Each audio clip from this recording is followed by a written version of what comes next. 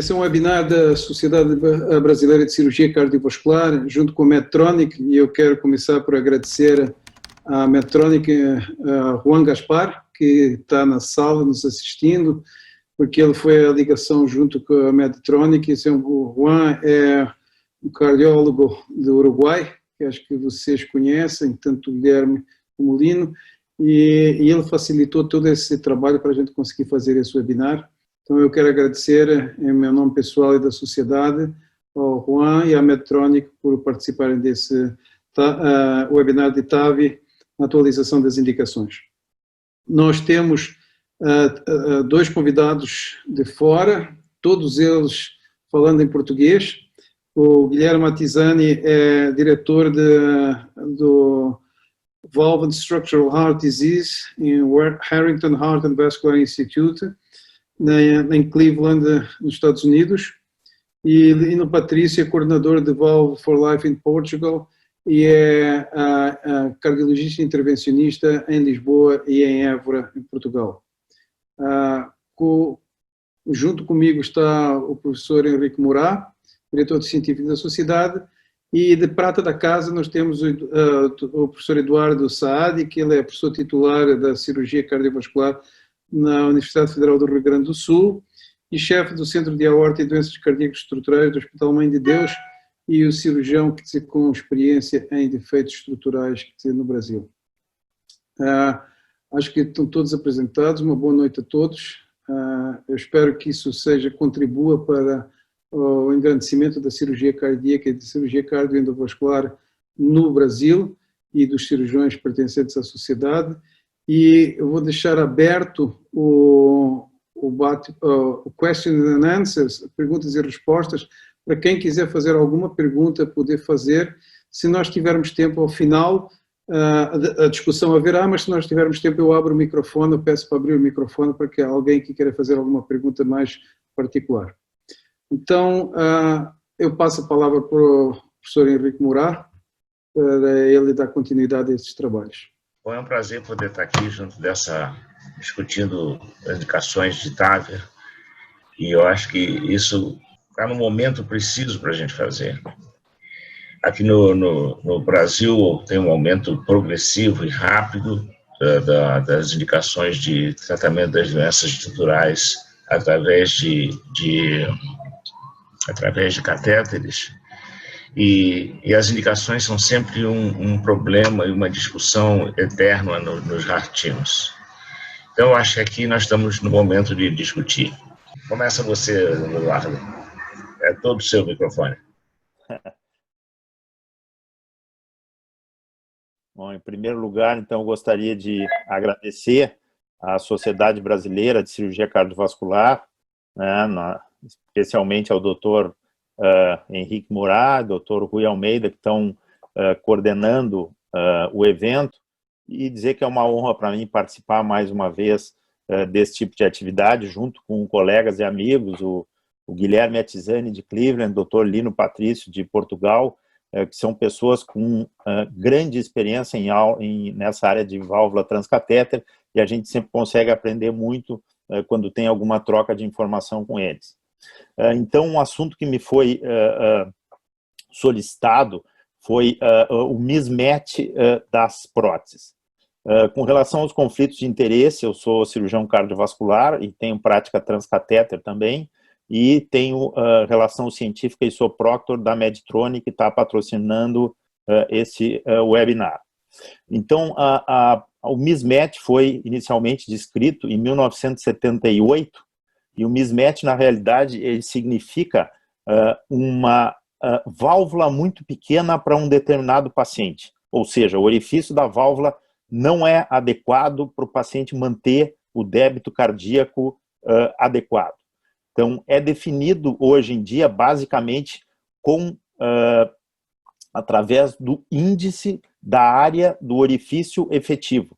Então, vocês vão ouvir várias vezes eu falar durante a apresentação no índice da área do orifício efetivo. Porque o orifício efetivo da válvula, só isoladamente, ele não nos diz muita coisa, porque depende da superfície corporal, do peso e da altura do paciente, para que a gente possa calcular o índice adequado. Então, isso é um orifício corrigido pela superfície corporal.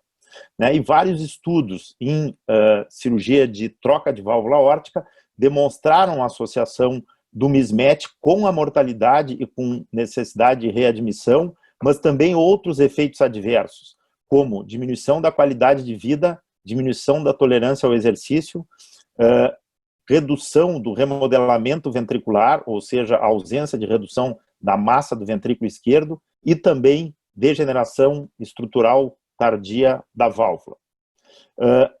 O implante de válvula transcatéter nos mostra que existe um orifício de área efetivo maior do que comparado com a cirurgia convencional, mas também existem relatos, né, de mismatch que ocorrem depois do implante de válvula transcatéter.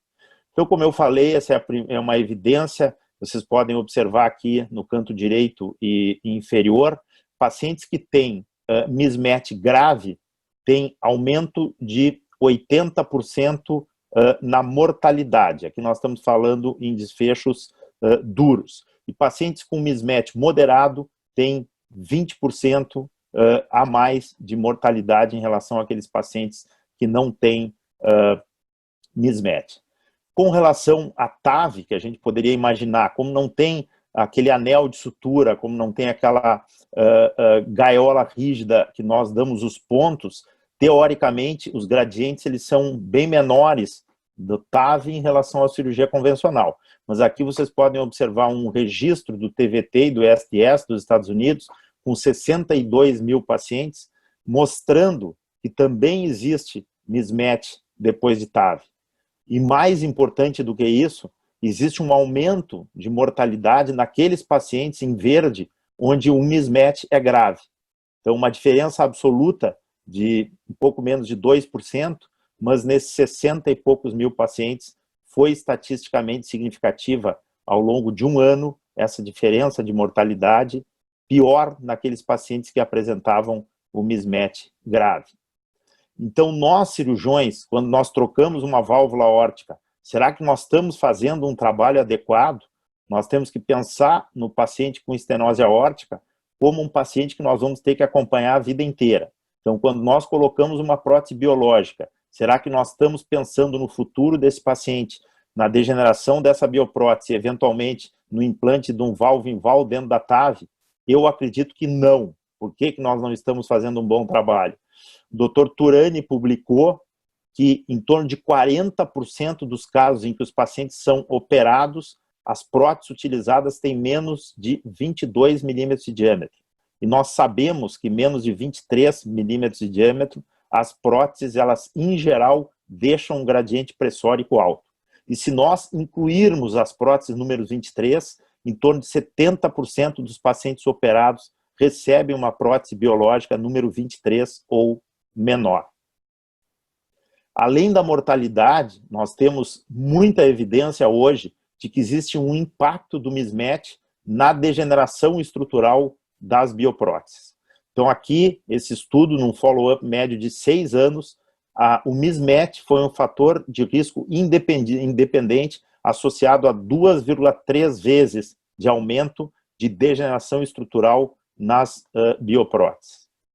Então aqui vocês vejam, calcificação, preditores de calcificação de biopróteses, um estudo com 204 pacientes, um odds ratio de 3,67, ou seja, paciente com mismatch grave tem 3,6 vezes mais chance de ter degeneração estrutural do que o paciente que não tem o mismatch. Esse é o registro do valve-in-valve, chamado registro VIVID, que também nos traz algumas considerações importantes. Então, quando existe um mismatch importante, a mortalidade de um ano chega a 19%, contra em torno de 10% quando não existe um mismatch grave. Diferença também estatisticamente significativa, mostrando que o mismatch da prótese atrapalha os resultados em termos de mortalidade depois de um implante de valve-in-valve. E evidentemente que se a gente já tem um mismatch prévio, e além do mismatch nós temos uma degeneração estrutural da prótese, só corrigindo a degeneração estrutural com uma TAV, nós não vamos corrigir o mismatch.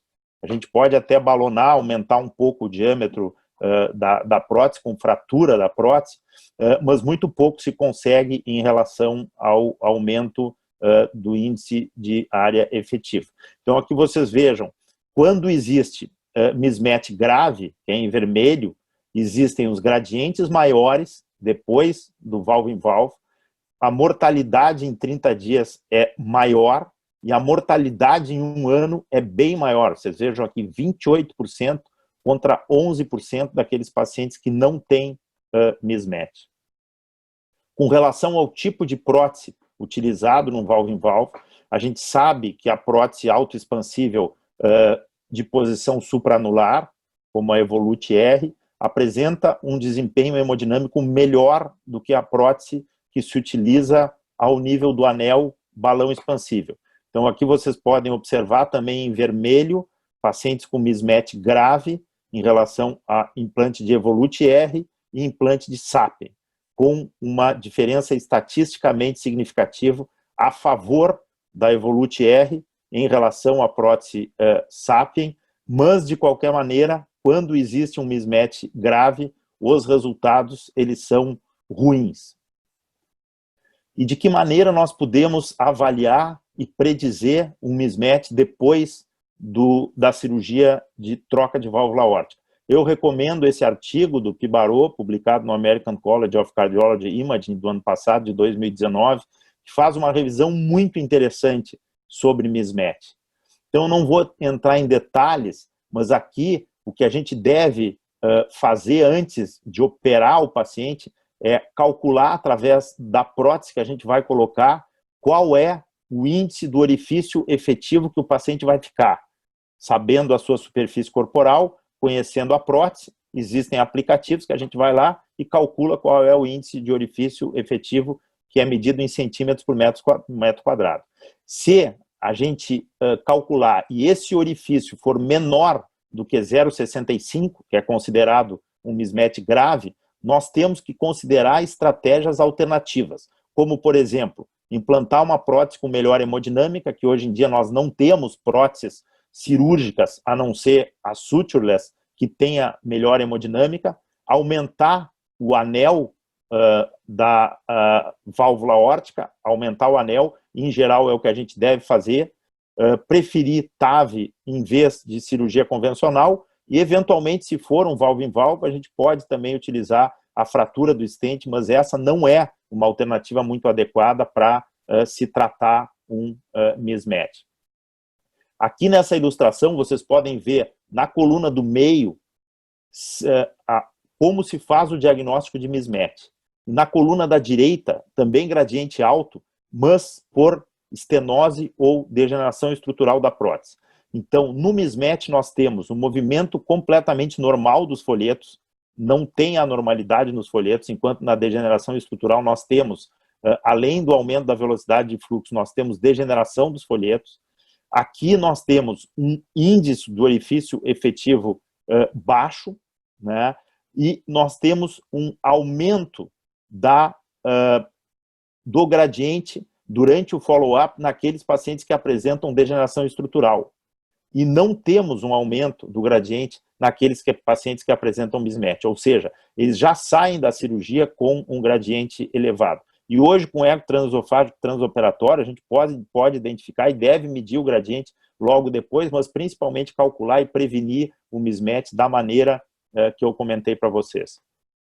E, finalmente, eu gostaria de dar uma palavra sobre o estudo Evolute Low Risk, né, que vocês sabem que foi o estudo considerando pacientes de baixo risco, com STS abaixo de 3, randomizados para TAV ou cirurgia convencional. E esse estudo, na análise de subgrupo com ecocardiograma, que foi analisado no momento da alta e 1 ano depois do procedimento, foi medido a média de gradiente, o orifício efetivo e o índice da velocidade ao Doppler. Então, foi identificado o índice de orifício efetivo de acordo com o critério VARC2, que é menos de 0,65, ajustado pela superfície corporal, como eu já falei, e um aumento médio do gradiente em 30 dias definido como grave, como mais de 20 milímetros de mercúrio. Então, foi utilizado a angiotomografia para calcular o perímetro, para determinar o tamanho da válvula, né? Os pacientes foram separados de acordo com o tamanho do anel, pequeno, médio ou grande, que usaram uma válvula 23 ou 26 com anel pequeno, 29 médio e 31 ou 34 com anel grande, e foi feita uma análise multivariável para identificar a associação com o mismatch e a elevação dos gradientes após 30 dias e 1 ano. E aqui vocês podem observar, nós temos em azul mais claro a cirurgia convencional e em roxo o TAV. Aqui embaixo vocês têm o gradiente médio. Então o gradiente médio do TAV foi 8,6 com a Evolute R no low risk e 11,2 na cirurgia convencional. Essa diferença foi estatisticamente significativa. Em relação ao orifício efetivo, também houve um orifício efetivo maior na Evolute R em relação às próteses cirúrgicas. Ressaltando que nesse trabalho, 33% dos pacientes que foram operados receberam válvulas de liberação rápida ou válvulas suturas. Se esses números são clinicamente significativos, a gente pode discutir, mas eles foram estatisticamente significativos. E aqui também o mismatch moderado em laranja e grave em azul. Vocês podem ver que no TAV, independente do tamanho do anel, não houve uma correlação de aumento de porcentagem de mismatch. Enquanto na cirurgia convencional, quanto menor o anel, evidentemente, maior o mismatch. Então, anel pequeno, se a gente precisar fazer alguma coisa e não pretender aumentar esse anel, a gente deve optar por TAV. Então, a conclusão desse estudo, do Evolute Low Risk, na análise de mismatch, mostrou que TAV tem menores gradientes, maiores orifícios efetivos e menor mismatch do que a cirurgia para todos os tamanhos de anéis em até 1 ano de acompanhamento. A maior vantagem do implante de válvula aórtica transcatéter se deu em anéis pequenos, mesmo que 33% desses pacientes do grupo cirúrgico receberam próteses sutureless, sem sutura ou de liberação rápida. O anel aórtico foi associado com o desempenho hemodinâmico depois da cirurgia, mas não depois de TAV, ou seja, anéis pequenos ocasionaram mismatch depois da cirurgia convencional, mas não ocasionaram mismatch depois de TAV. E, sem dúvida nenhuma, follow-up mais longo deve ser utilizado para avaliar esse problema depois de substituição valvar aórtica, que nós temos que entender e temos que evitar. Então, o mismatch grave está associado com aumento do risco de mortalidade, insuficiência cardíaca e rehospitalização depois da cirurgia convencional de troca de válvula aórtica. O mismatch pode acelerar a degeneração estrutural da bioprótese e o mismatch pré-existente pode comprometer a hemodinâmica, o estado funcional e os desfechos clínicos do paciente depois de um valvo em valvo, porque nós não vamos resolver um problema de um mismatch com um valvo em valvo. Nós vamos resolver o problema da degeneração estrutural se o orifício efetivo for adequado. Então, quais são as opções que nós temos para prevenir o mismatch em pacientes com anel pequeno? Eventualmente usar próteses com desempenho hemodinâmico melhor, usar próteses de posição supraanular, próteses de liberação rápida ou sutureless, principalmente o alargamento do anel aórtico, que não é um problema muito grande, e nós não devemos utilizar prótese menor do que 23 milímetros, prótese biológica, pensando em um futuro valvo em valvo, e sem dúvida nenhuma, o implante de válvula aórtica transcatéter surge como uma excelente alternativa inicial para evitar o mismatch em anéis pequenos.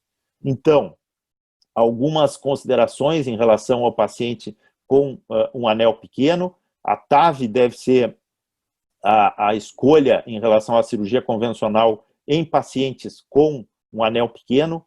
A durabilidade dos dispositivos transcatéteres podem ser reduzidos em anéis pequenos também devido ao aumento do estresse mecânico, ou seja, nessa situação, provavelmente uma prótese autoexpansível e supraanular desempenha melhor a hemodinâmica, e a gente tem que avaliar se a degeneração estrutural é menor do que as próteses anulares, e o valve-in-valve, como já comentamos, não corrige e pode eventualmente piorar um mismatch pré-existente. Ou seja, é aquela história dos bonecos russos. Se nós colocarmos uma prótese dentro da outra e o problema não for a degeneração estrutural e sim o tamanho da prótese, colocando uma TAV dentro de uma prótese pequena, nós vamos piorar o problema do mismatch. Então, é importante evitar o mismatch grave no momento da primeira cirurgia, né, com todas as alternativas que nós já mencionamos, principalmente com alargamento do anel aórtico e, eventualmente, indicando TAV num primeiro momento, se nós temos um anel pequeno e não pretendemos ampliar esse anel. Então, para concluir, é importante nós estarmos atentos e considerarmos o mismatch como uma complicação da cirurgia convencional. E o que nós devemos fazer, então, para evitar o mismatch grave? Aumentar a raiz da aorta, ou eventualmente substituir a raiz da aorta em pacientes com anel pequeno. Próteses estão sendo desenvolvidas com anéis de sutura mais finos, ou próteses supranulares, ou mesmo próteses sutureless, e basicamente as próteses transcatéter, principalmente as próteses autoexpansíveis supranulares, né? Diferenças hemodinâmicas entre uma prótese e outra devem ser consideradas. Quando houver dúvida em relação, além da degeneração estrutural, se houver também um anel pequeno da válvula anterior, nós devemos fraturar a prótese cirúrgica, né, e considerar a cirurgia para pacientes apropriados, mais novos e baixo risco, mas deixando um anel adequado. Então, mais uma vez, eu gostaria de agradecer o convite e acho que, posteriormente, nós vamos estar disponíveis para as perguntas. Apresentação fantástica, como sempre. Agora, vou passar a palavra para o Dr. Rui para apresentar o próximo palestrante. Obrigado, Dr. Guilherme Atizani. Como já disse, é diretor do Centro em Cleveland de Tratamento Estrutural de Válvulas e Doenças Cardíacas. Ele é brasileiro, inclusive não tem muito sotaque ainda americano, então é perfeitamente possível de entender. Guilherme, gostaria de agradecer imenso a sua disponibilidade para estar junto conosco mais uma vez. Nós tivemos o privilégio de ouvir falar num webinar que o Eduardo organizou e de ter aceito esse convite nosso e da Medtronic para poder estar aqui junto conosco. E você vai falar sobre TAVR em válvula aórtica bicúspide, quer dizer, e agradecemos de novo essa presença sua. Muito obrigado pelo convite, é uma honra estar participando desse webinar com vários colegas e amigos. Bom, como você bem disse, eu sou cardiologista intervencionista e é uma honra ainda maior estar participando do webinar organizado pela Sociedade de Cirurgia Cardiovascular. Nós temos um relacionamento excelente com os nossos cirurgiões aqui, como a gente estava conversando offline antes de a gente começar. Acho que quem sempre ganha é o paciente, que quando os cirurgiões e os intervencionistas estão alinhados, o último objetivo é sempre você entregar o melhor tipo de tratamento para o paciente. Vamos discutir um pouquinho sobre a TAVR em válvula bicúspide. Isso é um tema muito controverso e muito interessante, tem muito a se falar. Eu sou consultor dessas companhias, obviamente da Medtronic, que me fez o convite. Eu vou começar com um exemplo breve de uma paciente de 77 anos, com esses fatores de risco que vocês podem ver, com uma insuficiência cardíaca classificação 2, com coronárias normais, uma área valvar de 0,34, uma Vmax de 5,5, com severe LVH. Dá para ver aqui já na tomografia que essa paciente tem uma válvula bicúspide com a fusão da coronária, do seio de valsalva direito e esquerdo, a gente nota que os seios de valsalva são grandes, com uma medida anular de 77, o perímetro de 77, 4,39. Dá para ver bem a distribuição de cálcio na válvula bicúspide, como a gente sabe.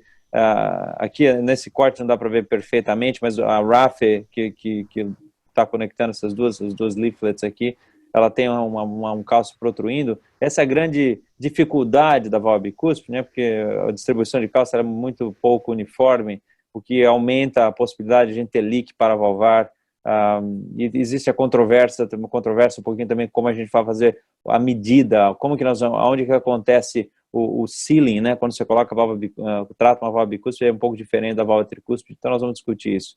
Essa paciente tem uma junção sinotubular bem acima de 30, as coronárias, saída da coronária esquerda de 13, a altura de 13, a coronária direita de 20, são coronárias com alturas bem satisfatórias. Nós vamos discutir então como que a gente tratou essa paciente. Dá para perceber que ela tem uma protrusão de cálcio para baixo na via de saída do ventrículo esquerdo, e aqui mostra mais uma vez essa distribuição de cálcio bem pouco uniforme, o que pode tornar esses procedimentos de válvula bicúspide um pouquinho mais complexos comparado com as válvulas tricúspides que a gente trata. Bom, nós vamos voltar para esse caso daqui a pouco. Então, o objetivo dessa aula, nós vamos tentar entender as diferenças da TAVR em válvula bicúspide e tricúspide, entender um pouco como se faz o size, alguns tips and tricks. Eu vou mostrar esse caso, se me der tempo eu mostro mais um caso para a gente discutir.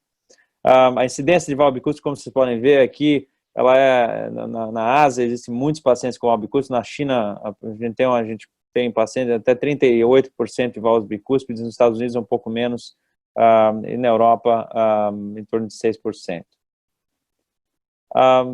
Como todo mundo conhece a classificação de Sievers, não vou gastar muito tempo aqui, mas a gente sabe que definitivamente o tipo mais comum seria o tipo 1, né, com a fusão do left and right coronary cusps.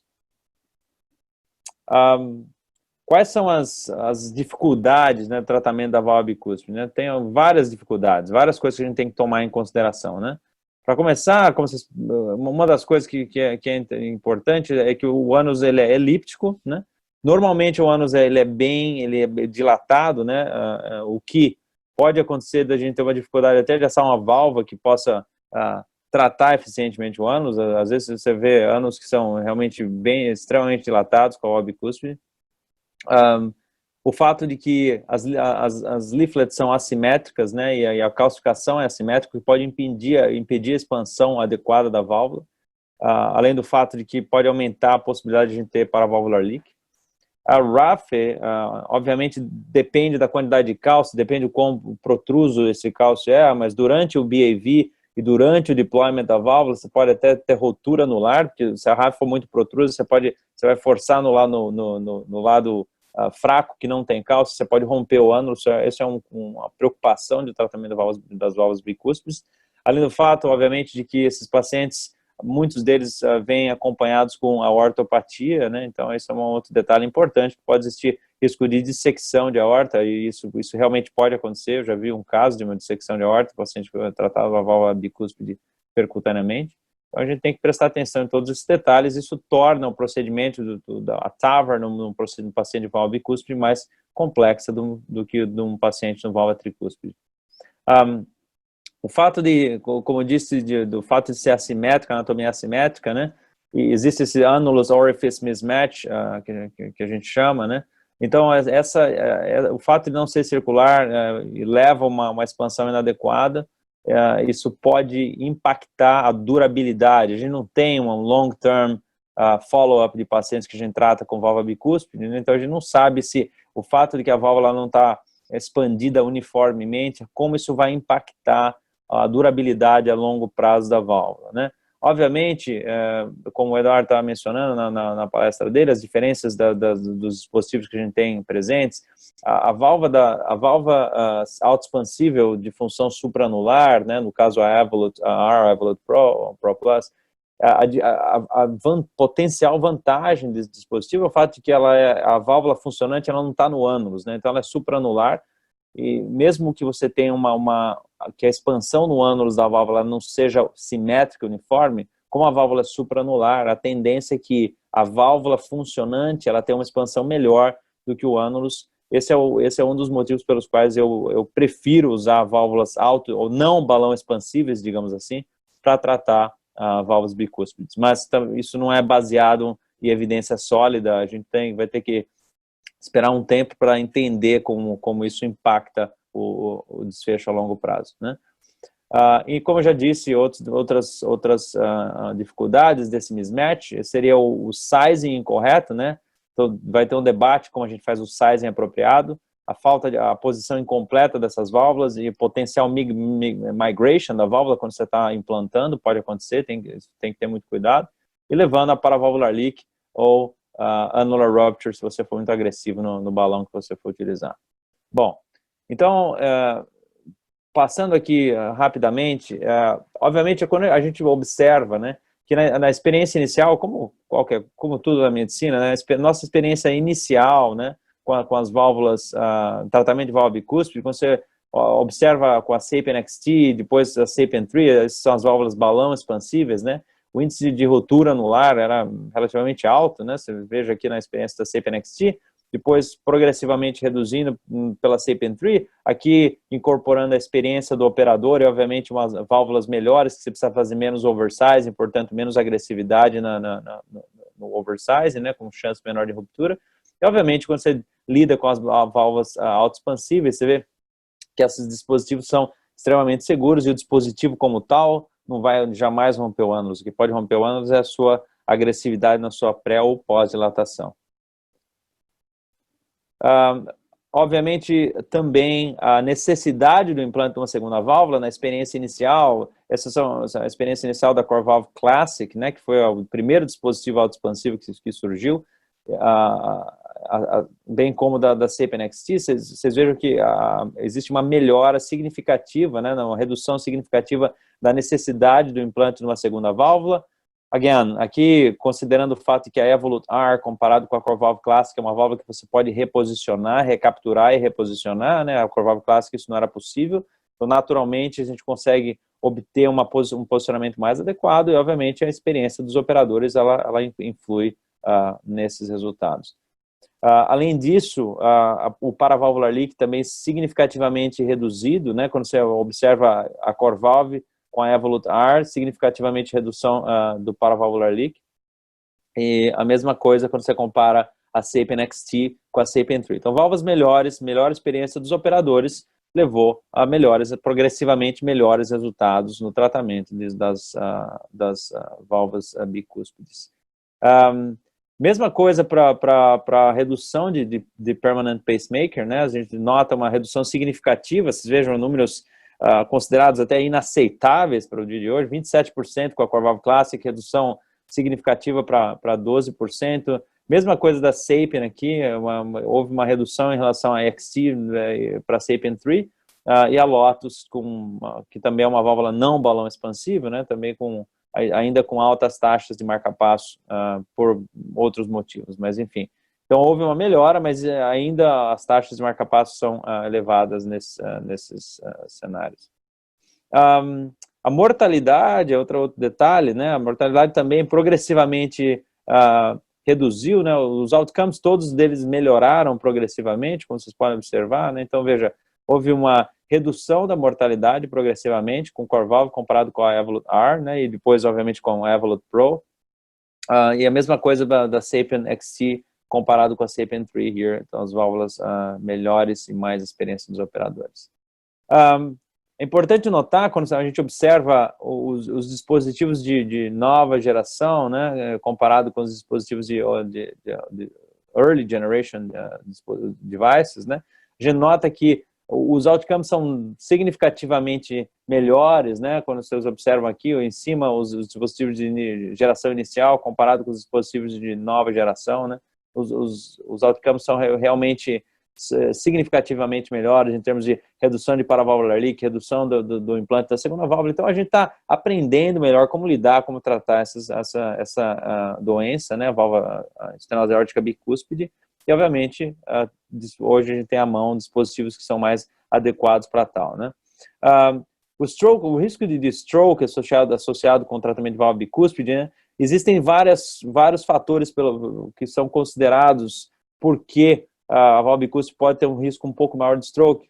Dentre eles, a gente pré-dilata sempre a potencial necessidade de pós-dilatação, a maior potencial para recaptura da válvula. Então, tudo isso pode aumentar a chance dos pacientes terem stroke. Esse é um dado da SAPIEN, mostrando que houve, sim, um aumento de stroke, comparando o tratamento de válvulas bicúspides com válvulas tricúspides.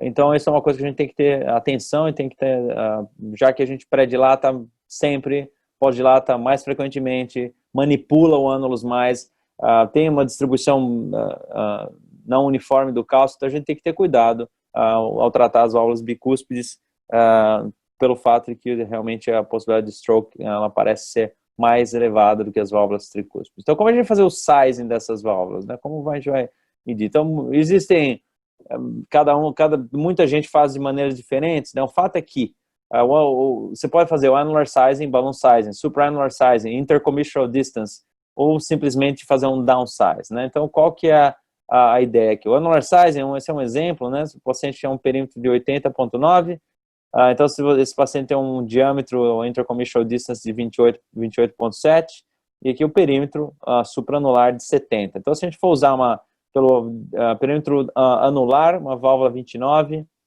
Evolut, se a gente for a distância, uma válvula 34, e se for a supraanular, nós vamos usar uma válvula 26. Então, esse é o mesmo paciente, a gente não saberia muito bem qual seria o ideal, né? Como nós vamos fazer o sizing ideal desse paciente, já que, e eu estou falando com a maior parte da audiência de cirurgiões, como a gente sabe, né, o sealing da válvula bicúspide ele vai acontecer na comissura, ele não vai acontecer no ânulus, né? Então faz total sentido fazer o size da válvula bicúspide supraanular, completamente faz sentido fazer isso. Então vamos entender quando que a gente pode fazer isso e quando a gente não necessariamente tem que fazer isso. Bom, quando existir uma situação na qual você tenha pouco cálcio ou nenhum cálcio na RAF, você pode fazer anular size, porque essa válvula vai se comportar como se ela fosse uma válvula tricúspide quando você for fazer um implante, né?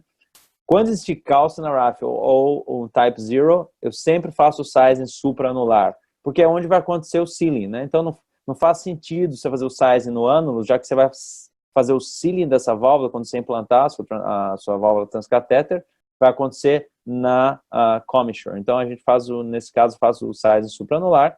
E, se você tiver na dúvida, daria para utilizar o chamado balloon sizing. Eu sempre digo esse proceed with caution, porque o balloon sizing é meio tricky, né? Eu gosto de dar o exemplo do vulcão, né? Então, a diferença do sizing, né? Esse seria o sizing anular, esse é o supraanular, o cálcio aí representado pelas nuvens no topo do vulcão, né?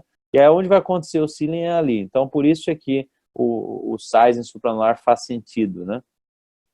Qual que é a dificuldade do sizing supraanular? Well, a dificuldade do sizing supraanular é a reproducibilidade, né? O sizing anular é muito reprodutível, né? O sizing supraanular é pouco reprodutível, né? Eu posso medir de um jeito, o Eduardo de outro jeito, o Lino de uma maneira diferente. Então, essa é a grande dificuldade do sizing supraanular, né? Então, esse caso aqui é um caso que essa paciente tinha aqui um perímetro de 78, um perímetro anular, com size supraanular, um perímetro de 71. Então, a gente optou por fazer uma Evolut Pro 26. Pré-dilatação sempre, né? Sempre pré-dilatar na válvula bicúspide, importantíssima pré-dilatação. Esse é um exemplo só do balloon sizing, né? Quando você tem um balão totalmente insuflado, né? Fazer uma dilatação com balão. Nesse caso aqui, era um paciente que a gente fez uma dilatação com balão 20, para questionar se a gente usar uma prótese 23 ou 26, né? No caso, a prótese da Medtronic, a Evolut. Com o balão 20, você observa que não tem nenhum leak, né? Quando o balão está completamente insuflado, a gente acabou indo com a prótese 23, né? Então, lembrando que a prótese 23, o diâmetro interno dessa prótese é 20 milímetros, né? Por isso que a gente usou esse balão. Eu recomendo extrema cautela, eu raramente hoje faço balloon sizing, quase que nunca, uma vez cada 2 anos, talvez, raríssimas vezes. A gente acha que tem um conhecimento da tomografia muito bom e eu confio na medida da tomografia, não preciso fazer balloon sizing, mas é uma opção. Então, importante, pré-dilatação bicúspide sempre, não hesitar, sempre pré-dilatar, sempre, porque senão nós vamos ter surpresas ingratas ao longo do caminho, né? Ajuda a preparar a válvula, facilita a expansão e a conformabilidade da válvula no ânus, né?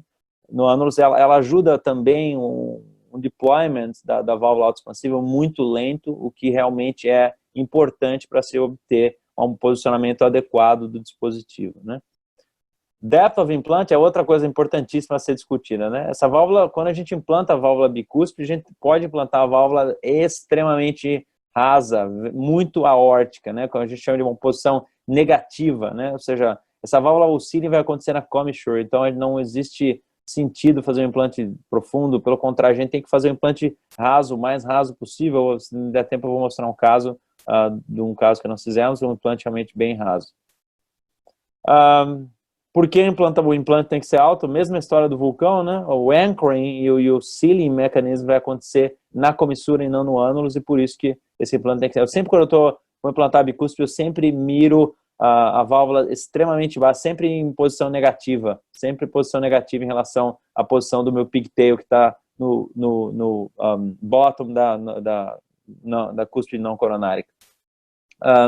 Ajuda também o fato de quando você faz um implante alto, você reduz a chance da válvula mergulhar no ventrículo, né? E, como disse, ajuda o sealing que acontece na comissura. Então, aqui essa naquela nossa paciente que eu tinha mostrado no começo, né? O paciente, você veja, o balão escorregando aqui, fazendo o que a gente chama de watermelon seeds, né? O balão escorrega porque o cálcio é realmente protruso, né? Faz um balão pequeno, você veja, balão conservador, não há necessidade de ser agressivo na pré-dilatação. A pré-dilatação é preparar a válvula para receber o dispositivo, né? Então a gente não tem necessidade de ser agressivo, porque vai aumentar o risco de ser ruptura anular, né? E aí, implantando, vocês vejam um pigtail, né, na base da cúspide não coronárica, na válvula 29, como a gente escolheu, né? Vocês vejam que a válvula está, quando você olhar o pigtail, a válvula está na posição negativa, né? Ela está aí 2, 3 milímetros acima do pigtail. Essa é uma posição perfeita, né? A gente consideraria essa posição perfeita de implante, né? Sendo que realmente a gente está fazendo o sealing na comissura. Esse leak que vocês veem aqui não é um leak que não é nada preocupante, que a válvula não está totalmente expandida, né? Essa foto ela só dá a informação da posição da válvula e não se existe paravalvular leak. Esse é o eco pós-procedimento dessa paciente, né? Não tem leak nenhum, né, com um gradiente médio de 3 milímetros de mercúrio, né? Então, excelente, resultado excelente com a válvula implantada de maneira alta. Outra pergunta que é muito comum, né, quando pós-dilatar, tem gente que recomenda pós-dilatação de rotina, né, ou só baseada no PVL, no paravalvular leak, nos gradientes, né? Então, veja, não existe dado para dar suporte para uma pós-dilatação rotineira da válvula bicúspide, né? Obviamente, a underexpansion ela pode levar ao mais paravalvular leak e pode ter um comprometimento da durabilidade a longo prazo, né? Mas é importante entender que a pós-dilatação ela tem sempre um preço a se pagar, né? Então, assim, a pós-dilatação na válvula bicúspide, a recomendação é que se faça quando se tem um gradiente que é um gradiente acima da expectativa, né? No caso, a expectativa qual seria? Single digit, né? Você quer sempre ter um gradiente que é abaixo de 10 milímetros de mercúrio, gradiente médio, né? Essa é a expectativa, né? E quando existe um paravalvular leak que seja maior do que mild, né? Então, quando isso acontecer, aí faz sentido pós-dilatar. Se não for o caso, não existe nenhum dado que suporte, que dê robusto, que suporte o uso de uma pós-dilatação cosmética só para a válvula. Você veja que a válvula está um pouco underexpanded, então fazer uma pós-dilatação, não existe um dado, nada que realmente suporte o uso dessa pós-dilatação cosmética. E qual tipo de válvula? Né? Não existe uma comparação direta dos dispositivos. Entretanto, eu acho que faz muito mais sentido o uso de válvulas não balão expansíveis na válvula bicúspide pelo fato de ser um ânulus não uniforme, uma distribuição de cálcio não uniforme. Então, as válvulas não balão expansíveis, elas tendem a se adaptar mais a esse ânulus e melhorar o sealing. E, obviamente, a válvula de função supraanular, ela tem uma vantagem adicional, que seria o fato dos gradientes serem menores e o fato também que essa válvula, mesmo que ela não esteja redonda no ânulus, a função, como ela é supranular, a válvula vai estar, ela permite que a válvula tenha uma coaptação ideal e pode ser que isso impacte o resultado a longo prazo. A gente não tem essas respostas, muitas das coisas que eu falei aqui, elas são baseadas em experiência e não em dado robusto, né? Mas a gente vai ter essas respostas um dia a gente está tratando mais e mais pacientes com válvulas bicúspides. Então, só para finalizar aqui, então existe definitivamente uma diferença anatômica que muda alguns detalhes do procedimento, tem algumas coisas que são mandatórias, como pré-dilatação, por exemplo. Tem muitas dificuldades ao longo do caminho para se tratar a válvula bicúspide. Tem que sempre digo para os meus fellows que a gente tem que respeitar a válvula bicúspide de uma maneira um pouco diferente do jeito que a gente trata a válvula tricúspide. Sempre tem que se respeitar e prestar atenção na distribuição de cálcio, extremamente importante na profundidade do implante, e mesmo no final, até o final do implante, importante para não deixar a válvula, por exemplo, ter uma migração aórtica. Então é importante a gente prestar atenção nisso. As tips and tricks, é sempre importante prestar atenção na profundidade do implante. Uma das coisas que eu gostaria de salientar aqui é o implante definitivamente tem que ser um implante shallow, o mais aórtico possível, para que se consiga melhores resultados com mínimos gradientes e o perfeito sealing. Eu acho que aqui sempre para dilatar, aim high, né? Sempre mirar alta na válvula bicúspide. A CT é importante que os operadores que estão fazendo o reading da CT, que eles tenham experiência, porque, como eu disse, a reproducibilidade da medida supranular ela não é tão grande como a do ânulus, e a pós-dilatação somente quando se existir paravalvular leak, que é acima do esperado, ou gradientes que são inadequados. Eu terminei essa aula aqui. Eu não sei se eu vou ter tempo de falar sobre o valve in valve. Eu gostaria que vocês me dessem as indicações. Eu estou disposto a falar se eu tiver tempo, ou mostrar um caso de válvula bicúspide adicional. Eu aceito as sugestões dos coordenadores. Acho que é um prazer, ouvir você. Eu acho que vamos deixar o Lino, se a gente não tiver muitas perguntas no final, eu acho que a gente podia falar, porque é um ponto importante e que para os cirurgiões cada vez vai se tornando mais o dia a dia, porque com o implante de válvulas biológicas está aumentando. Eu acho que é extremamente importante esse seu tópico, não é? Henrique, você quer apresentar o teu Lino? Sou Lino Patrício, ele é o coordenador do programa de Valve for Life em Portugal, e vai mostrar o que é esse programa, que é um programa da European Society of Cardiology. Sou Lino.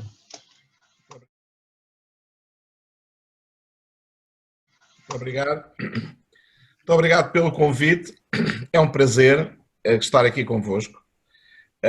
E no meio de cirurgiões e o convite da Sociedade de Cirurgia Cardíaca Brasileira, eu gostava de compartilhar de facto a nossa experiência em Portugal com o programa Valve for Life, mas queria também cumprimentar os palestrantes anteriores, o Eduardo e o Guilherme, pelas excelentes apresentações. Eu, infelizmente, não vou falar de técnica, vou falar de política, mas depois gostaria muito de comentar também as vossas apresentações, as vossas excelentes apresentações, e dar um pouco a minha perspectiva sobre esses temas. Estas são as minhas disclosures. Eu faço desde há 2, 3 anos um acesso especial que se chama Transcava. Como sabem, não se faz muito, e tenho o prazer de fazer proctoring aqui na Europa dessa técnica. Enfim, falar um pouco aqui do Valve for Life é uma experiência que temos desde 2017. Em 2017 nós percebemos que em Portugal o número de TAVIs em relação à Europa era baixo. Nós estávamos em 2012 com 7 TAVIs por milhão de habitante e com 53 TAVIs por milhão de habitante em 2017. Este programa do Valve for Life da Sociedade Europeia, e mais corretamente da EIPCI, é um programa que começou na Polónia e depois em França, e nós conseguimos convencer o Dr. Michael Lowe, presidente da EIPCI, é que Portugal era um país que precisava desta ajuda para aumentar o seu número de implantes e para tratar mais doentes. E em janeiro de 2018 tivemos a honra e o prazer de ser o terceiro país europeu deste programa de ajuda à implantação de próteses aórticas transcatéter. Definimos fundamentalmente 3 objetivos, um dedicado à população em relação aos sintomas e ao tratamento da estenose aórtica. A população não estava informada desta terapia e achámos por bem fazer uma campanha, como vão ver a seguir, para a população.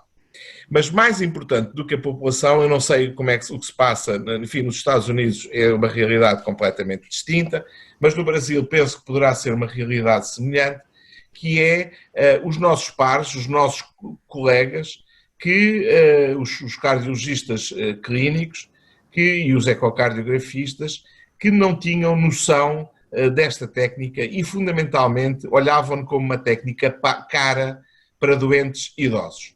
E esta realidade de gastar dinheiro em doentes de 80 e tal anos era, às vezes, comentada em reuniões, nas discussões clínicas, e eu penso, e com o aumento da esperança de vida que temos na Europa, não é possível hoje pensarmos em não tratar um doente pela idade, porque a idade biológica, como vocês sabem, não tem nada a ver com a idade cronológica, e muitos destes doentes de 80 e tal e 90 anos são doentes que têm uma vida familiar e uma vida social normal, boa, e que, portanto, merecem, obviamente, ser tratados. O terceiro objetivo tinha a ver com a capacidade dos cath labs, porque, e sabem também isso da vossa experiência, este é mais time consuming do que a intervenção coronária, e é preciso ter toda um workflow de trabalho para o diagnóstico destes doentes, quer do ponto de vista clínico, quer do ponto de vista da imagem, quer do ponto de vista da intervenção e, fundamentalmente, facilitando as altas precoces destes doentes que, quando não são feitas, vão dificultar a gestão a gestão clínica de um serviço. Começámos por fazer um inquérito à população para saber o que é que a população sabia sobre esta doença. É interessante que, não sei na realidade americana e na realidade brasileira, mas que a questão ligada ao cancro e às neoplasias é muito valorizada pela população. A população está muito preocupada com os cancros e não tanto preocupada com a doença cardiovascular. Aliás, penso que se passou também uma ideia de que a doença cardiovascular está a reduzir no mundo ocidental, e que não é uma ideia correta, até porque a população está a envelhecer muito e esta população muito idosa tem estas alterações estruturais valvulares e vão cada vez ter mais. E, portanto, e ficámos com essa impressão que a população não conhecia a estenose aórtica e a gravidade desta doença. Depois tivemos outras iniciativas, fizemos uma página de Facebook, temos um meeting anual, fizemos panfletos para os doentes, fizemos inquéritos nos hospitais e, fundamentalmente, e esta penso que é a nossa maior obra, foi criarmos um registro nacional de todas as válvulas aórticas percutâneas. Infelizmente, os cirurgiões não quiseram, não participam neste, não têm um registro das válvulas, um registro nacional das válvulas cirúrgicas. Penso que estamos no bom caminho e que podemos fazer um registro conjunto das válvulas cirúrgicas e das válvulas percutâneas, e com este registro tem um follow-up apertado, e vos vou mostrar alguns dos resultados desse registro.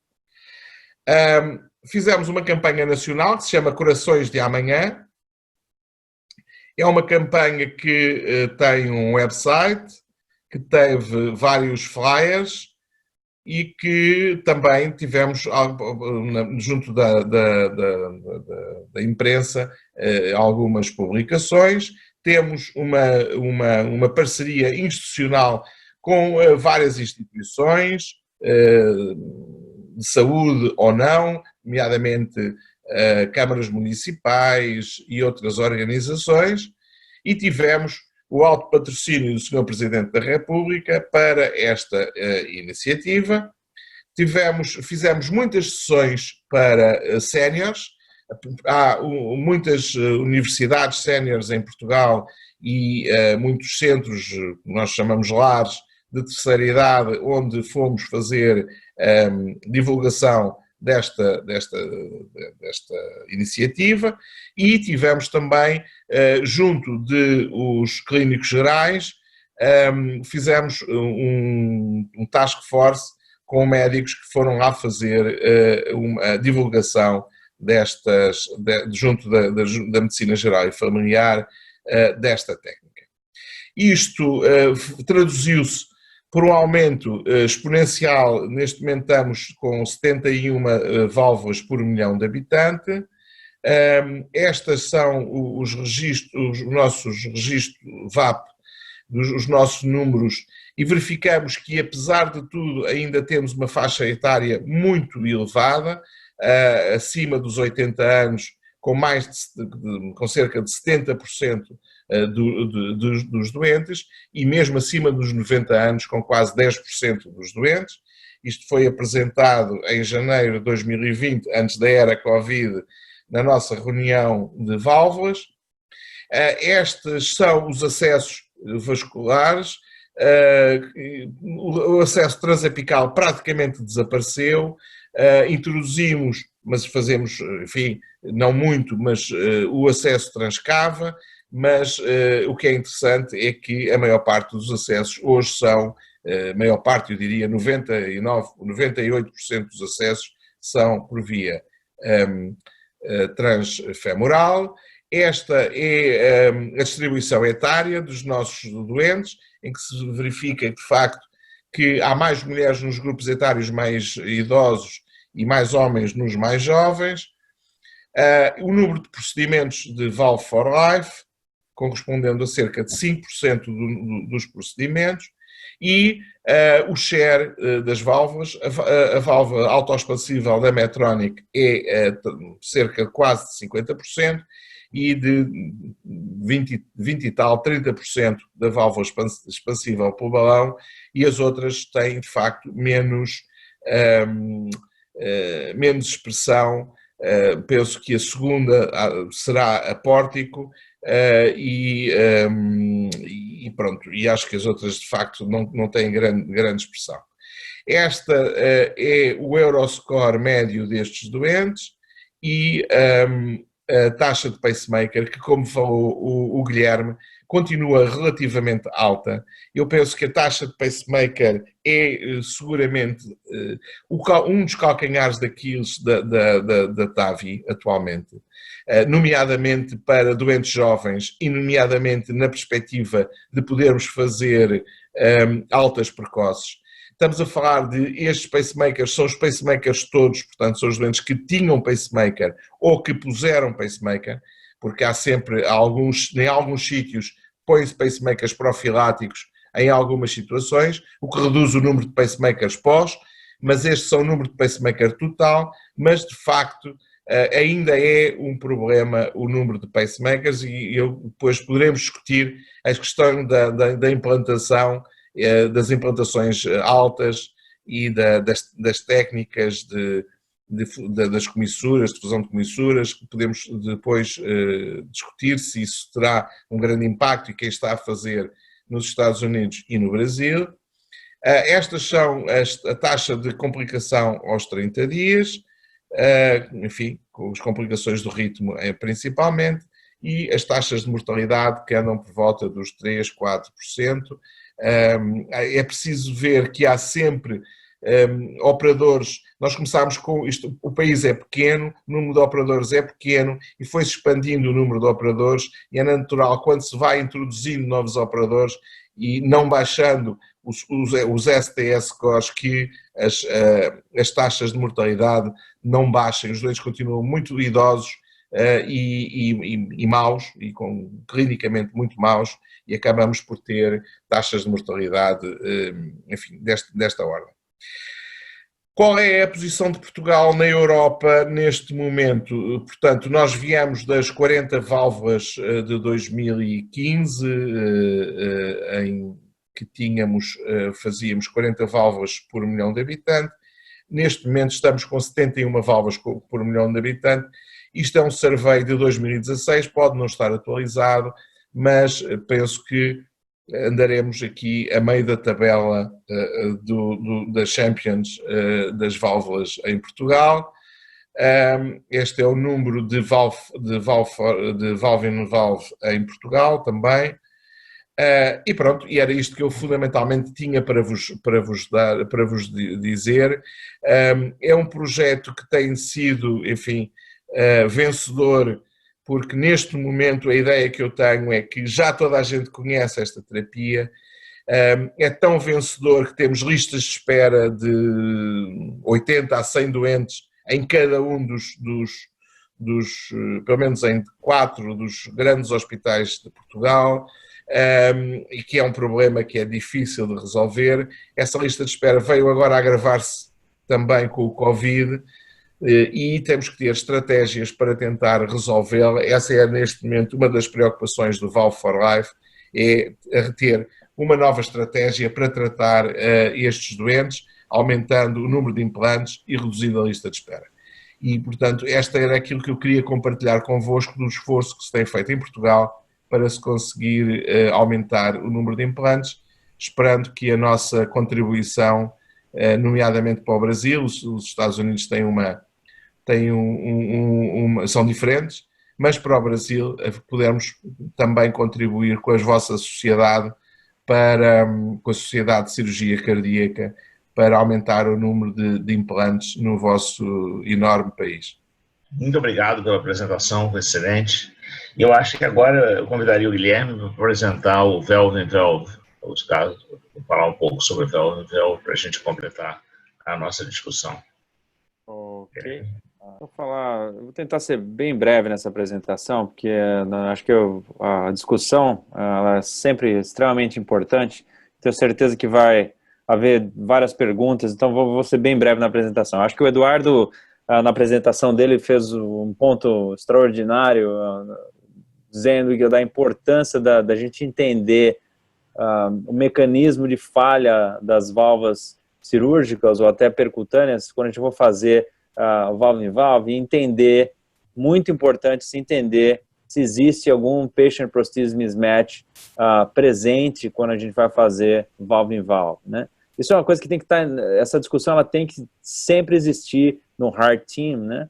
Para que a gente não vai fazer um procedimento valve-in-valve, um paciente que já tem patient prosthesis mismatch, como o Eduardo falou, existem técnicas, a gente pode implantar a válvula shallow implantation, a gente pode usar a válvula autoexpansiva de função supraanular, que definitivamente oferece uma hemodinâmica melhor.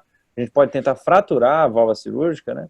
Mas quando o paciente tem patient prosthesis mismatch, isso é uma coisa que a gente nunca pode transformar um indivíduo que é um paciente de risco cirúrgico baixo ou médio num paciente de alto risco para TAVR. Outra coisa de valve-in-valve, oclusão da coronária. Então a gente tem que pensar em todos esses detalhes, é extremamente importante. Volto a insistir na importância do heart team, né? Hoje mesmo eu estava vendo um paciente que 64 anos, com uma válvula mitral flow 21 milímetros, e um paciente que tem uma BSA de 2.3, um indivíduo que já tem patient prosthesis mismatch, paciente que é completamente operável, ele tem um modo de risco cirúrgico moderado. Falei com o cirurgião, com meu amigo, colega aqui, vai ser reoperado. Então a gente tem que pensar e prestar atenção nisso. Bom, vou falar, esse foi um estudo que nós fizemos aqui com o dado do TVT, né? Eu apresentei como Late Break Clinical Science no congresso no TVT há menos de um mês. rapidamente, eu quero só mostrar alguns dados desse estudo, né? Então, como a gente sabe, né, o implante transcatéter de valve em valve, né, em válvulas cirúrgicas que são degeneradas, né, progressivamente está sendo mais adotado, né, e o fato do uso da válvula supranular, ela realmente está associado a gradientes menores, né, essa é uma coisa meio óbvia, né, mas o fato é que essas válvulas, elas entregam um gradiente melhor, né, pelo fato de serem supranulares, você tem menos material dentro do ânulus e, consequentemente, você vai ter gradientes melhores, resultados mais satisfatórios. É importante se entender também, né, que as pessoas, vão implantar uma válvula supranular, de alto expansível, mas essa válvula tem que ser implantada de uma maneira adequada também. Se você implantar essa válvula muito profunda no ventrículo esquerdo, o que vai acontecer é que você vai acabar empurrando os folhetos dessa válvula para baixo, e essa função supranular você vai acabar perdendo, né? Então, a válvula é importante, mas o operador também é importante. Você tem que fazer um bom trabalho para ter um resultado perfeito, né? Então, o objetivo do nosso estudo foi observar pacientes do mundo real, né, que foram tratados com a válvula autoexpansível, ou Evolut R ou Evolut Pro. A diferença dessas duas válvulas, para quem não sabe, é que a Evolut Pro ela tem uma saia ao redor, né, na porção ventricular, que reduz a possibilidade de paravalvular leak significativamente, né? Então, esses pacientes, então, foram entre abril de 2015 e 2019, junho de 2019, nós temos dados de 30 dias e 1 ano de segmento, né? Então, como vocês podem ver, é um número grande de pacientes, quase 6 mil pacientes de mundo real nos Estados Unidos, né? Aqui são os dados, eu não vou gastar muito tempo nos dados básicos desses pacientes, mas uma coisa importante se prestar atenção, progressivamente aqui com a Evolut Pro, que é uma válvula mais nova, né, mais recentemente, a gente vê que os pacientes foram progressivamente mais tratados em anestesia local, e progressivamente os pacientes foram tratados no Cath Lab.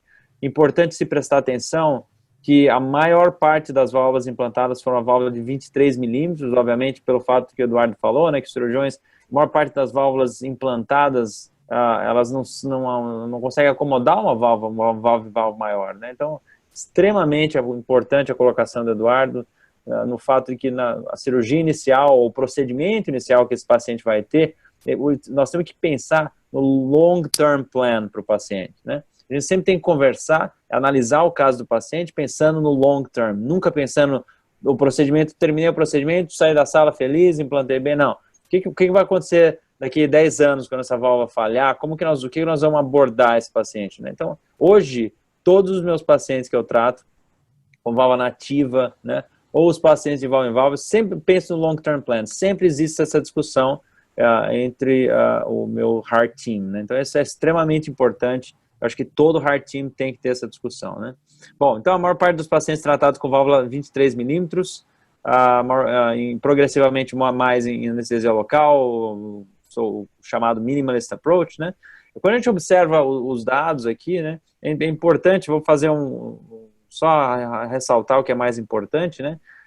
O fato de que o número de marca-passo, de implante marca-passo é muito baixo, né? Como vocês podem ver aqui, o número de marca-passo em 4,9% e mais baixo ainda com a Evolut Pro. Algumas coisas podem explicar esse fato, né? Uma das coisas é o fato de que a Evolut Pro é uma válvula mais nova, tem mais experiência dos operadores, implantaram a válvula mais alta, mais aórtica, que reduz a chance de marca-passo, né? Então esse é um detalhe importante. Então, o número de marca-passo muito, muito baixo. A outra coisa importante é que a valve-related readmission é extremamente baixa e a reintervenção durante um ano, somente um ano de segmento, mas foi baixa também. Uma mortalidade por todas as causas, também 30 dias, ela é muito similar à porcentagem de mortalidade para esses pacientes com tratamento de válvula nativa, né? Os resultados de um ano, importante prestar atenção que o índice de pacemaker ele continua favorecendo a Evolut Pro. Aqui é importante, né, entender que os operadores têm mais experiência, implantar a válvula mais shallow, e possivelmente é essa a explicação para se ter um índice de pacemaker mais baixo aqui, porque o fato, a válvula é muito semelhante, não existiria uma outra explicação muito clara para isso, né? Ainda importante ressaltar que as readmissões relacionadas à válvula são baixas, né? E a necessidade de uma reintervenção também foi extremamente baixa. Gostaria de salientar, isso é muito importante de prestar atenção, né? O gradiente, né? Então, o gradiente final, como a gente comentou antes, né? A gente espera um gradiente single digit, né? Abaixo de 10 milímetros de mercúrio quando a gente faz válvula nativa. Obviamente, no valve-em-valve isso não vai acontecer, né? Mas o gradiente médio desses pacientes, se for gradiente médio de 13, que a válvula supranular autoexpansiva.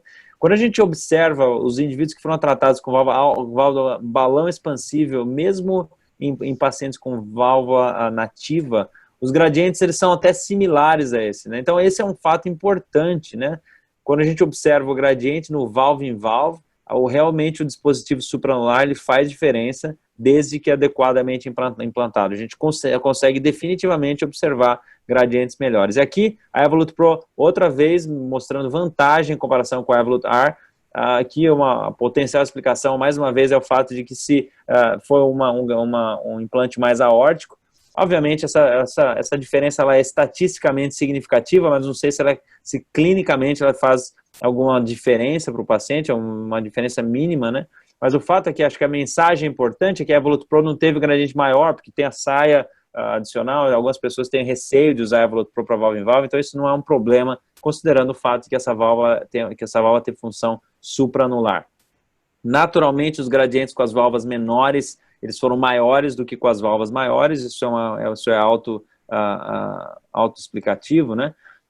E a regurgitação paravalvar, ela progressivamente reduziu, e a Evolut Pro tem uma vantagem em relação à Evolut R aqui, né? Mas uma regurgitação paravalvar, maior parte dos pacientes, nenhuma regurgitação paravalvar, poucos pacientes com regurgitação mild, então realmente os resultados são excelentes em termos de regurgitação paravalvar. Só para a gente terminar, concluir essa apresentação, esse é um follow-up limitado, mas uma experiência de 6 mil pacientes, mostrando que o valve-in-valve ele é factível, realmente com a prótese de função supranular, né? Importante salientar, né, que nesse follow-up limitado a gente teve resultados excelentes em termos de sobrevida, poucas complicações, baixa taxa de pacemaker, né? Mas eu acho que o que eu mais gostaria de salientar é o fato de que a válvula supranular ela faz diferença desde que bem implantada, mas acho que a mensagem mais importante, esse é um webinar interessante porque tem cirurgiões e intervencionistas juntos, né, é que o Heart Team entre sempre na discussão para que o paciente, a gente sempre tem que focar no paciente, se existe patient prosthesis mismatch para oferecer o melhor tratamento possível para o paciente e nunca transformar um paciente que é baixo risco cirúrgico num paciente de alto risco ou risco de uma suboptimal TAVR. Isso é muito importante. Tá bom, então acho que é isso aqui. Eu queria compartilhar com vocês esse dado do valve-in-valve. Eu não quero me estender muito, eu já me estendi mais do que deveria. Então vamos às perguntas. Guilherme, você não se estendeu mais, acho que todo mundo está muito feliz com as apresentações, quer dizer, nós estamos recebendo comentários elogiosos e eu quero parabenizar os três pelas apresentações e acho que nós temos um tempo para discutir. Eu vou dar o primeiro pontapé inicial. O Lino, eu acho que quer fazer algumas perguntas, quer dizer, para todo mundo, mas eu vou dar o pontapé inicial. Eu queria saber, quer dizer, de todos os três, em relação a anéis pequenos, e no caso do que você falou agora, Guilherme, de valve-in-valve, qual seria hoje em dia a melhor prótese para instalar para o paciente?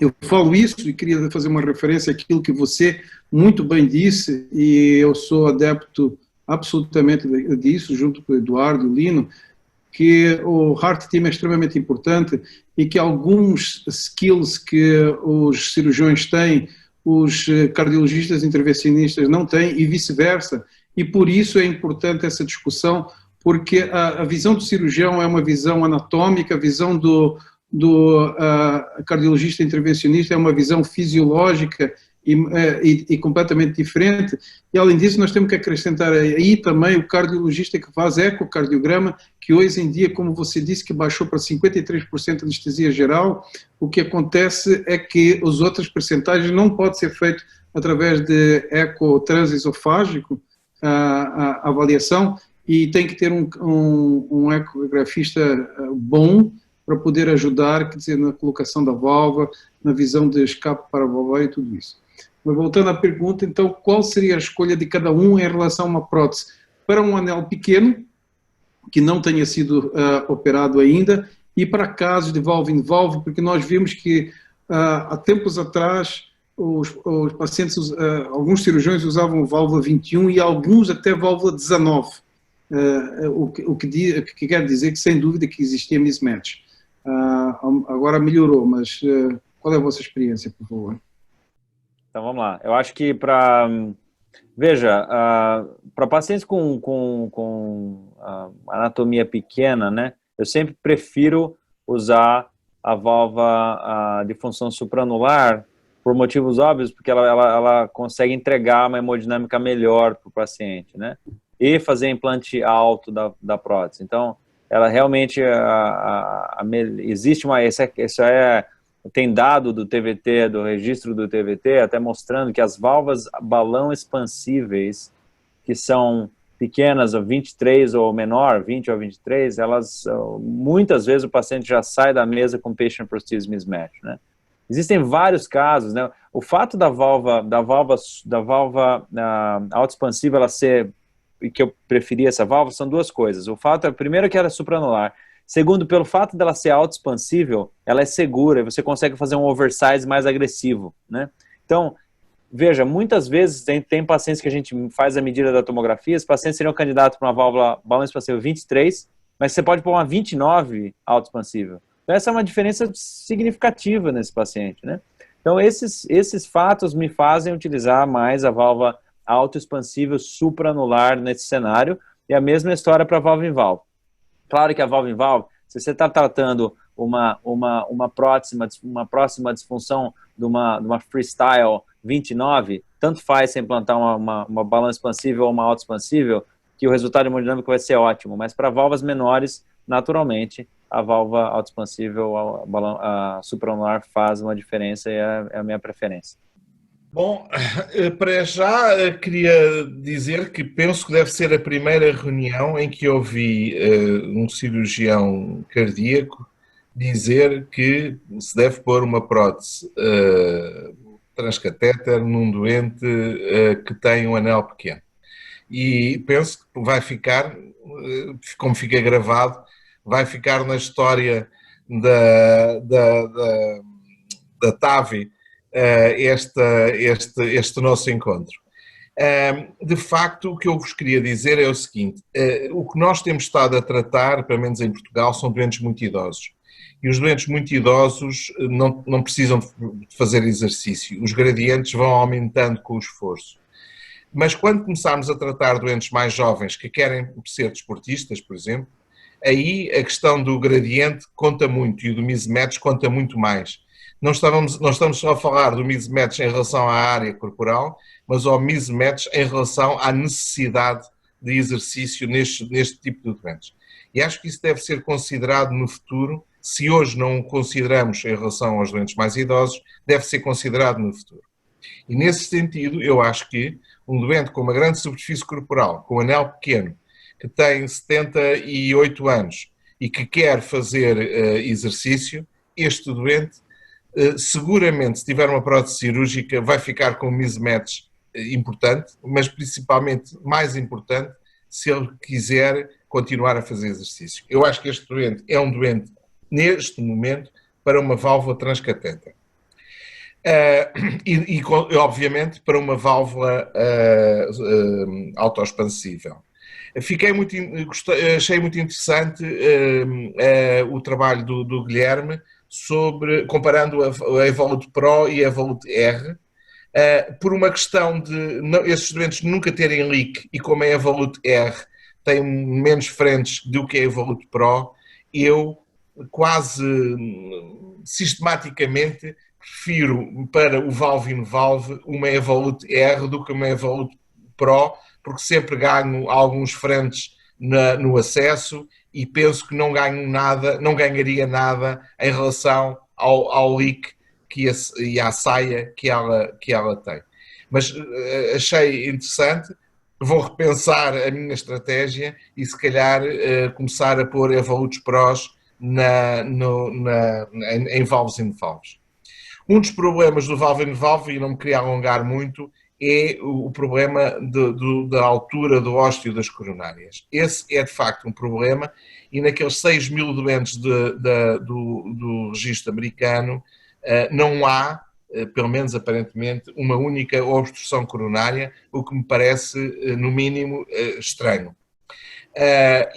Portanto, queria só aqui dizer-vos que tive, o ano passado, a experiência, penso que se calhar o Guilherme já o fez, e não sei, no Brasil também não sei, mas tive a experiência de iniciar a técnica de basílica, e digo-vos que é seguramente das técnicas mais tricky da cardiologia de intervenção, filo de mão dada com o Dani de Vir, portanto, é de facto muito interessante. E esse é um dos problemas do valve-in-valve, quando os ósteos são baixos e os seios são curtos, pequenos, o problema do valve-in-valve e dos ósteos coronárias. Só uma pequena provocação. A válvula supraanular é de facto muito boa, mas se um dia, e como o Guilherme estava a dizer, que devemos pensar no médio e longo prazo, que é se necessitarmos de fazer um valve-in-valve de uma válvula supraanular, aí o risco da obstrução coronária vai seguramente ser muito superior e, portanto, seria um assunto que nós poderíamos discutir também em relação à estratégia de pôr uma válvula supraanular num anel pequeno e com seios pouco grandes, não é? E aí penso que se calhar pôr uma válvula supraanular num jovem poderá ser um problema. Eduardo, você teria alguma coisa para comentar? Eu acho que, começando pela questão do valve-in-valve, a gente tem que imaginar o seguinte, que uma prótese cirúrgica, por exemplo, número 23, o que nos importa é o diâmetro interno dessa prótese cirúrgica, né? O True ID, ou seja, o diâmetro interno verdadeiro. Então, normalmente, o diâmetro interno é em torno de 3, às vezes 4 milímetros menos do que o diâmetro da prótese.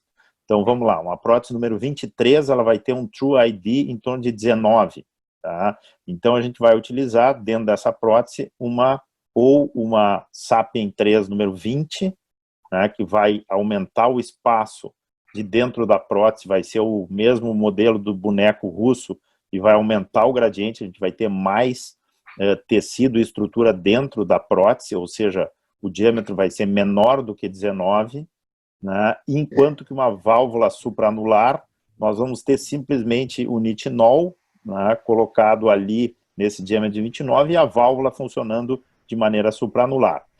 Então, para a válvula 23 ou mais, eu acho que dá para colocar tranquilamente um valve-in-valve por TAV, e a minha preferência para valve-in-valve é prótese autoexpansível, justamente porque, pelas razões que o Guilherme e o Lino já comentaram, do funcionamento da prótese supraanular. Eu chamo a atenção o seguinte, estenose aórtica grave, os critérios ecocardiográficos são velocidade de fluxo, acima de 4 ou 5 metros por segundo, área valvar menor do que 1 e gradiente médio maior do que 40 milímetros de mercúrio. Se nós botarmos uma prótese biológica número 21 e medirmos o orifício, frequentemente nós vamos ter esse orifício perto de 1. Então nós vamos estar trocando uma válvula aórtica calcificada por uma prótese pequena, que vai ficar com mismatch, que nós não vamos corrigir com uma TAV valve-in-valve no futuro. Então, para responder a tua pergunta, Rui, em valve-in-valve, número 25 ou menos, eu prefiro usar a Evolute R. Aqui a gente não tem a Evolute Pro, então nós não temos esse problema aí. Por enquanto, somos obrigados a usar só a Evolute R. Né? Em valve é muito simples. A gente não precisa contraste, não precisa nada. Em geral, tem a marca radiopaca. Se coloca alto, como o Guilherme chamou a atenção, é importante. Não adianta colocar baixo, senão o funcionamento da prótese vai ficar prejudicado e o gradiente vai ficar maior. Mas eu acho que a grande dificuldade é pegar um paciente que nunca foi operado, né, e a gente acha que esse paciente tenha um anel pequeno. Vamos lá, um paciente de 75 anos de idade e que eventualmente o tamanho da prótese que entra seja uma prótese 21. É melhor nós operarmos esse paciente se ele for baixo risco cirúrgico ou colocarmos uma TAV. Se a gente não for ampliar o anel, eu acho melhor colocar uma TAV de preferência supraanular, que o gradiente é menor. Mas também o que a gente tem feito é avaliação pré-operatória com tomografia ou eventualmente com eco 3D, para mais ou menos ter uma ideia do diâmetro médio do anel e o diâmetro da prótese que a gente vai colocar. E nós temos sido agressivos no sentido de ampliar o anel. Então, prótese 19 não existe, nem temos na prateleira. Prótese 21, eu acho que faz 2 anos a última biológica eu coloquei 21. Mecânica, dependendo do paciente, dá para colocar. Então, a gente sempre amplia o anel pela técnica simples, técnica de Nick, entra no seio não coronariano, entra em direção à válvula mitral, não precisa abrir o ato esquerdo, coloca um PET de pericárdio e coloca pelo menos uma prótese 21.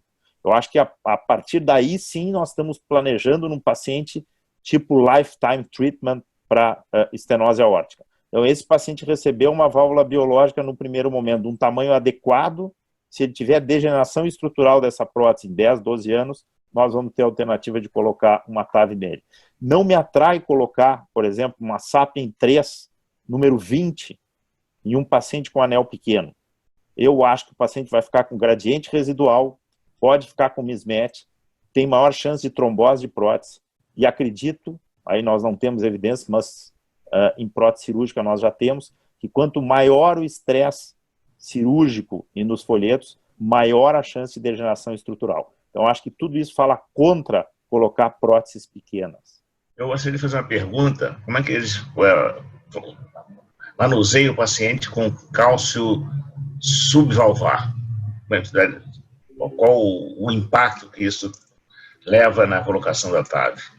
Bom, Henrique, veja, o cálcio na via de saída do ventrículo esquerdo, claramente, é um desafio para o implante da válvula, né? Naturalmente, isso foi já demonstrado há alguns anos, né? Foi um trabalho do meu amigo Marco Barbante, mostrando que esse é o maior preditor de rotura anular que existe quando você usa com uma prótese balão expansiva. Então, quando existe cálcio na via de saída do ventrículo esquerdo, uma das coisas importantes é um implante alto, porque você vai minimizar o contato da válvula com o cálcio na via de saída, que isso pode aumentar a chance de você ter paravalvular leak, né? Então, implante alto, sempre uma prótese não balão expansível. Quanto mais protruso o cálcio mais a chance de você ter paravalvular leak. Então, ou a Evolut ou a Lotus, que seriam válvulas não balão expansíveis, né? Não existe um dado comprovando que uma válvula é melhor que a outra, ou que a Lotus é melhor que a Evolut, ou vice-versa, né? Mas eu sempre uso próteses não balão expansíveis nesse cenário por conta de evitar o balão que pode romper o ânus. Além disso, importante selecionar um balão ideal para pré-dilatação, para não ter risco de rotura de ânus. E importante também qual vai ser a sua reação se você implantar a sua válvula, implantou bem, né, e tiver paravalvular leak. Porque muita gente tem uma tendência, ela tem paravalvular leak, não pode dilatar. A hora que você pode dilatar, você rompe o ânus, né? Então, é importante que o time esteja preparado para entender como vai reagir a informação que vai obter após o implante da válvula. Então, um paciente que tem um cálcio protruindo na via de saída, você pode esperar que esse paciente vai ter algum grau de paravalvular leak, né? Então, a reação do time tem que ser uma reação adequada para evitar rotura do ânus. Então, válvula, basicamente, eu escolho válvulas não balão expansíveis. E, vou dizer mais, se a gente está lidando com um paciente que é um paciente de baixo risco cirúrgico, certo? Isso já aconteceu aqui, não mais de uma vez, né? Paciente baixo risco cirúrgico, com cálcio na via de saída extremamente protruso, que eu sei que eu não vou conseguir obter um resultado perfeito com a TAVR, né? Então, sempre eu converso com o meu cirurgião, com meus amigos e colegas cirurgiões, e falo assim, olha, acho que esse paciente será melhor servido com cirurgia, né? O paciente, se é um indivíduo que ele pode ser operado, que tem uma anatomia extremamente complexa, com cálcio protruso no LVOT, que seguramente vou ter paravalvular leak, né? Então, a gente considera a cirurgia. Então, acho que esses detalhes são importantes. Entendo. Obrigado. Tem uma pergunta que estava aí rondando, eu não sei de quem é que era, não me lembro. se nós baixarmos o STS score ou qualquer um dos scores agora para pacientes de baixo risco, o que vai acontecer? Qual é a vossa visão no futuro em relação a essas válvulas? Basicamente, todo paciente vai querer uma TAV para poder ser tratado, mas qual é a vossa visão em relação ao long term desses pacientes com 10 anos? Porque o questionamento se faz muito em relação a pacientes com 50 anos, 60 anos. Nós vamos ter que fazer valve em valve depois. E segundo, se nós não fazemos valve em valve mais tarde, vai ter que fazer uma cirurgia para poder trocar essa válvula. Qual é a possibilidade que a gente tem de trocar essa válvula depois de colocar uma TAV, ou de ter que fazer para esse paciente uma cirurgia de dental, de bono, porque compromete também a aorta ascendente? Eduardo, vamos começar consigo? Então, Rui, acho que é o que o Lino falou, né? Se a gente tem paciente mais idoso, eu estava escrevendo aqui, ou paciente com fragilidade, a gente fica sempre mais inclinado ao procedimento menos invasivo. Então, eu não tenho prurido nenhum indicar TAV em um paciente de 85 anos, que eu calculo o STS deu 3. Não tem problema nenhum. Né? Vai ser melhor para o paciente, recuperação mais rápida. Cirurgia cardíaca, ele vai ficar 2, 3 meses se recuperando, para viver, de repente, mais 3 ou 4 anos. Né? No TAV, ele está no dia seguinte em casa, jantando com a família, e a durabilidade não é um problema, porque até 8, 10 anos a gente tem dados de durabilidade pelo menos igual ao da cirurgia convencional. Eu acho que o grande problema é um paciente mais jovem, né? Mesmo com score de risco intermediário. A gente não sabe a durabilidade a longo prazo dos TAVs, né? Os dados que a gente tem, pelo menos até 8 anos, são similares da cirurgia convencional, e tem trabalho, saiu um trabalho recente de TAVR in TAVR, né? É possível fazer TAV em TAV, né? Desde que a primeira TAV tem um tamanho adequado, na mesma linha que a gente falou da cirurgia, e os resultados são bons. É evidente que a gente tem um pouco mais de risco de obstrução de coronária, como o Guilherme e o Dino já comentaram, né?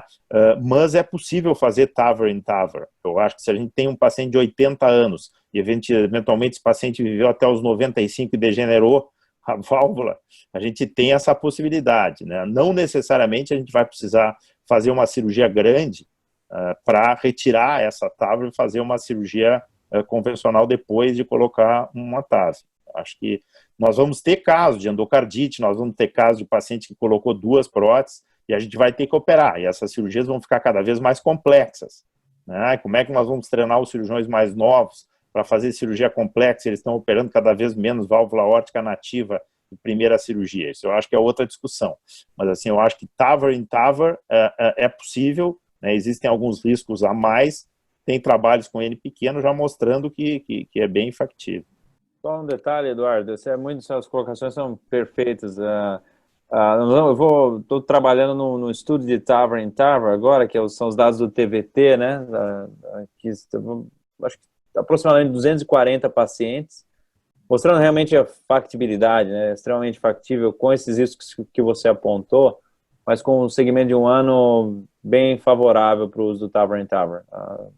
Deve sair alguma publicação, digo, talvez para o segundo semestre, metade do segundo semestre. Então vamos, mas realmente é factível. Esses dados são, pelo menos a curto e médio prazo são favoráveis, né? Mas long term a gente ainda necessita um pouco mais de informação. Eu gostava só de fazer aqui 2 comentários. Eu penso que a durabilidade das válvulas não são um problema para a TAVI, porque também seria um problema para a válvula cirúrgica, nomeadamente para as sutureless. Portanto, não devemos de ter o argumento das válvulas da TAVI, não conhecermos o long term para não as colocar.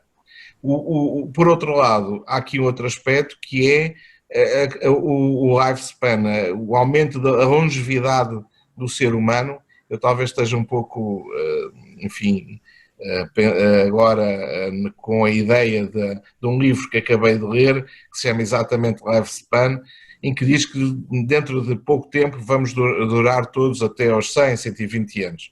E, portanto, de facto, no mundo ocidental nós estamos a aumentar muito a nossa longevidade. E, portanto, se estamos a falar de uma TAVI de uma válvula que dura 15 anos, podemos ter a validade de, no indivíduo que tem 70 anos, termos que fazer 3 cirurgias. Ou uma TAVI, uma cirurgia e uma TAVI. Eu acho, e isso também prende-se com o que falou o Guilherme, muitos destes doentes, também mais novos, são doentes com válvulas bicúspides. O problema da bicuspidia, e era isso também o que eu queria dizer, é também a imprevisibilidade da TAVI. Apesar de todos os cuidados e que foram muito bem referidos pelo Guilherme, é algumas vezes imprevisível, nomeadamente o leak nas válvulas bicúspides. E num doente jovem, essa imprevisibilidade paga-se. Portanto, eu acho que é preciso ter algum bom senso. Não é um problema, como disse, da longevidade das TAVIs, mas sim da longevidade dos doentes. E num doente mais jovem, eu acho que a cirurgia continua a ter razão de ser, com a possibilidade de depois sim podemos fazer um valve-in-valve nesses doentes que vão durar muitos mais anos. Eu acho que nós não esgotamos esse tema, mas foi extremamente importante. Acho que elucidou a plateia que está aqui presente até agora. Eu quero agradecer, em nome da Sociedade Brasileira de Cirurgia Cardiovascular, ao Lino Patrício, ao Guilherme e ao Eduardo, essa possibilidade que vocês deram de a gente poder aprender um pouco mais sobre o TAV e o TAVR, e vamos continuar fazendo. Eu acho que esses encontros são importantes para dividir experiências e principalmente nessa época, mas em todas as épocas, porque nem todos conseguimos ir a congresso e assistir a apresentações, e é uma questão de que realmente a gente possa melhorar o atendimento, principalmente do nosso paciente, que é a parte mais importante. Eu vou passar a palavra para o Henrique Morac, para ele encerrar esse webinar. Eu também agradeço muito essa presença de vocês. Foi uma tarde maravilhosa, noite aí em Portugal. Mas eu tenho um último questionamento que, na verdade, não vai ter resposta. A gente aqui no Brasil está muito assustado atualmente com a pandemia e com a repercussão que essa pandemia possa ter na nossa economia.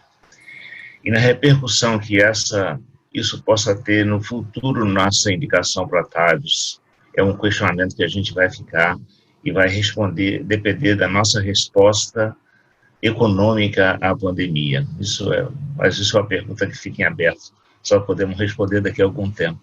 Muito obrigado a todos vocês. A Sociedade Brasileira de Cirurgia Cardiovascular agradece profundamente. Obrigado, boa noite. Obrigado, a todos, gente. hein? Boa noite. Tudo de bons. Boa noite. Obrigado para todos. Deus, boa noite. Boa noite.